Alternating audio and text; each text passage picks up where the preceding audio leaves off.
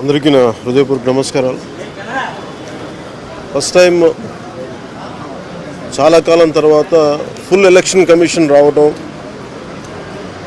దాని తాలూకు సీరియస్నెస్ తెలియజేస్తూ ఉంది. ముఖ్యంగా ఆంధ్రప్రదేశ్ ఎన్నికలు చాలా ప్రజాస్వామ్యబద్ధంగా జరగాలి అని కేంద్రం ఎన్నికల సంఘం నిర్ణయం తీసుకున్నందువల్లే ఈ రోజున ఫుల్ ఎలక్షన్ కమిషన్ ఆంధ్రప్రదేశ్ విజయవాడలో రావడం జరిగింది.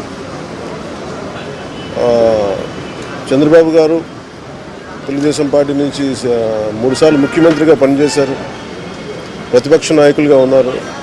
ఆయన సుదీర్ఘమైన అనుభవంలో కూడా నేను ఎన్నిసార్లు ముఖ్యమంత్రిగా ఉన్నప్పుడు కూడా ఎలా జరిగినాయని చాలా బాగా వివరించారు. ఎంత ఫెయిర్ ఎలక్షన్ జరగడానికి ఆయన సాయశక్తులు ఎలా కృషి చేశారో చెప్పారు.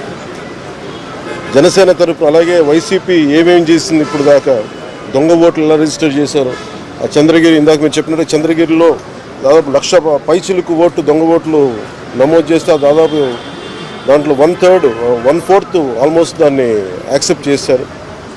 అలా ప్రతి చోట ప్రతి నియోజకవర్గంలో ప్రతి బూత్లో ఏ స్థాయిలో దొంగ ఓట్లు నమోదవుతున్నాయి, ఎలా తీసేయాలి, వీటి మీద చాలా స్పష్టంగా వివరించారు. జనసేన తరపు నుంచి నేను ప్రత్యేకంగా వివరించింది ఎలక్షన్ కమిషన్కి, మా వైసీపీ ప్రభుత్వం వచ్చినప్పటి నుంచి లా అండ్ ఆర్డర్ కంప్లీట్గా దిగజారిపోయింది.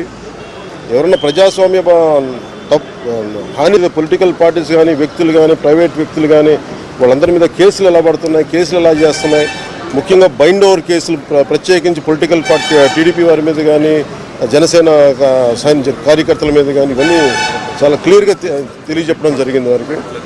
అలాగే పోలీసు అధికారులని ఇప్పుడు సడన్గా మారుస్తూ ఉన్నారు. లాస్ట్ 2 నెలలుగా మార్చేస్తూ ఉన్నారు. మళ్ళీ ఎన్నికలు సంఘం వచ్చేటప్పటికి మళ్ళీ వాళ్ళకి కావాల్సిన అధికారులను తిరిగి అక్కడ వేయించుకునేలాగా తీసుకొచ్చిన ప్రణాళికలు చేస్తాం, అది కూడా బలంగా తెలియజేస్తాం. అలాగే మహిళా కానిస్టేబుల్స్ ప్రత్యేకించి సంబంధం లేని చోట్ల వాళ్ళు దాదాపు 87 నియోజకవర్గాల్లో వాళ్ళు పెట్టారు, అది వాళ్ళు దూరం చేయమని ప్రత్యేకంగా ఆయన వివరించారు. నేను ఇంకోటి ప్రత్యేకించి నేను చెప్పింది ఏంటంటే వాలంటీర్స్ అనేది విలేజ్ సచివాలయం అనేది ప్రత్యేకించి అది యాంటీ కాన్స్టిట్యూషనల్ బాడీ, వాళ్ళని దయచేసి ఎన్నికల సమయంలో వాళ్ళని ఉపయోగించొద్దని చెప్పి ప్రత్యేకించి విన్నవించాం. అలాగే మేము కోరుకుంది ఏంటంటే మీరు కనుక సంపూర్ణంగా దీని వైపు చూడకపోతే, దీని పారదర్శకత కన్నా దీని ఎలక్షన్ చేయకపోతే ఇక్కడ ప్రజాస్వామ్యం కూని అయిపోద్ది, ఇక్కడ హింస ఎక్కువైపోద్ది.